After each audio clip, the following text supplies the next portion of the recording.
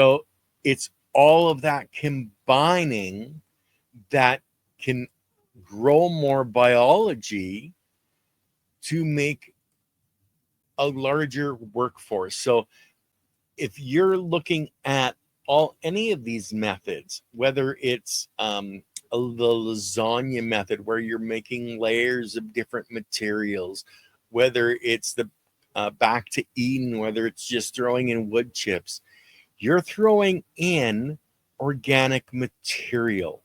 Now, that's one of the keys to all of this, okay, or one of the secrets is that organic material, and it's supplying more than just building blocks. It's supplying residential units, okay? So think of that city again and the apartment buildings, okay? That's what that organic material is. It allows the biology not only to have the materials to break down for building new cells, but it gives the biology places to exist. So you have to consider the predator prey model, and it's something that is really important to understand. So we could call that another secret, is understanding that the predator prey has to be there. We talk a lot about the soil food web and the fungal hyphae and fungally dominant soils, but consider that there's no way for your plants, your soil structure, to maintain that fungally dominant environment if you don't have the species that biology preys on. So your worms, okay, they eat bacteria, okay? And so if there's no bacteria in your soil, you can't have worms. And worms are one of the most beautiful animals on this planet for telling you that you have a healthy soil system. Okay? So you need the different levels of biology. Excuse me. Oh, achoo, achoo. So having the different levels of biology is one of the secrets that you have to understand. Being able to have the bacteria that feeds the higher life forms. So you're not going to have birds coming into your garden to eat bugs if you don't have any bugs. Okay? And there's good bugs and there's bad bugs depending on what you're growing and what you're after. But if you don't have those life forms to supply the food, you can't have a complete circle of life. And you need that, what they call soil food web or the life web, however you want to call it. Okay. You can't have that without all the different layers of biology existing. So, how do you get those layers? We've talked about compost. We've talked about Korean natural farming and their extracts. Another big one, guys, is worm castings. Now, I myself would prefer if everybody started their own worm farm, because then you know what's going into your worm castings, and it's a lot better for the environment if you are taking your leftovers, etc., and you're processing it. You don't want to be taking stuff and throwing it in the garbage and having it go to some place that they're, supposedly composting, etc. You're better to do it yourself, but the options are getting it into available nutrients. So if you have the availability to have a worm farm, please do a worm farm. Now, the other side of that coin, and I've mentioned it several times, is I actually dry my worm castings, put them in gel caps, and I consume them. Okay.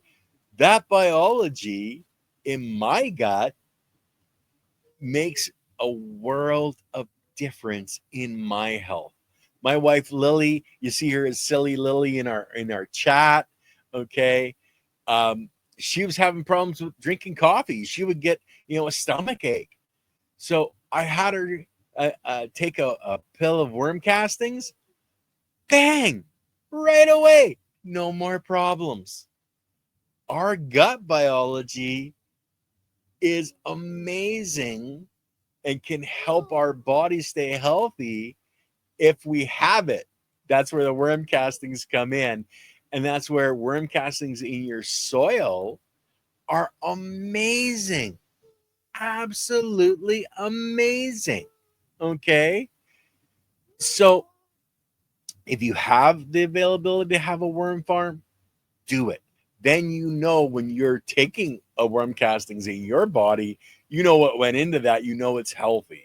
Okay.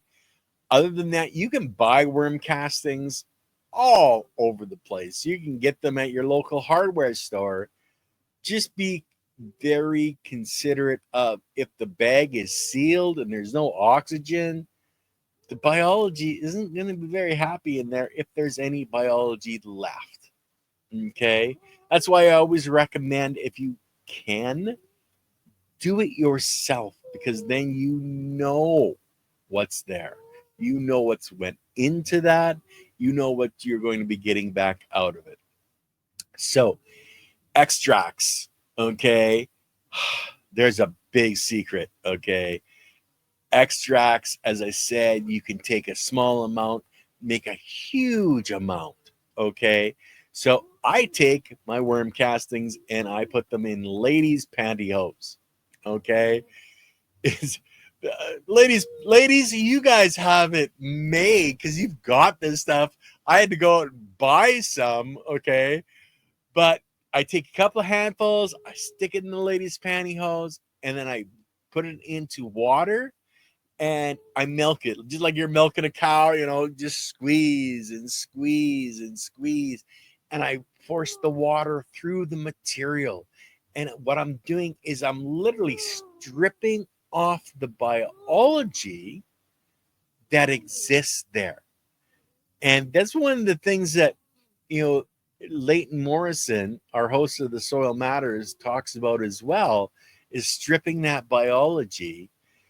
And this is one of the ways you can do it. Now, you take that, you basically, you're making your own extract. Like, I put about 4 gallons of water in a 5-gallon bucket, and I do that for 10, 15 minutes, and then I have an extract.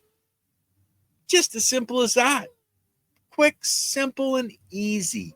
Then I can take that and I can put that into a larger volume of liquid. Now, I built myself a 25-gallon sprayer, and so I have a 25-gallon tank. So I take my 5 gallons, I put it in, put another 20 gallons of water in, and all of a sudden I have 25 gallons of an extract or a spray that I can put out. And I've only used a very small amount of worm castings that I've extracted the biology from to be able to have this amazing liquid that my biology and my plants are loving.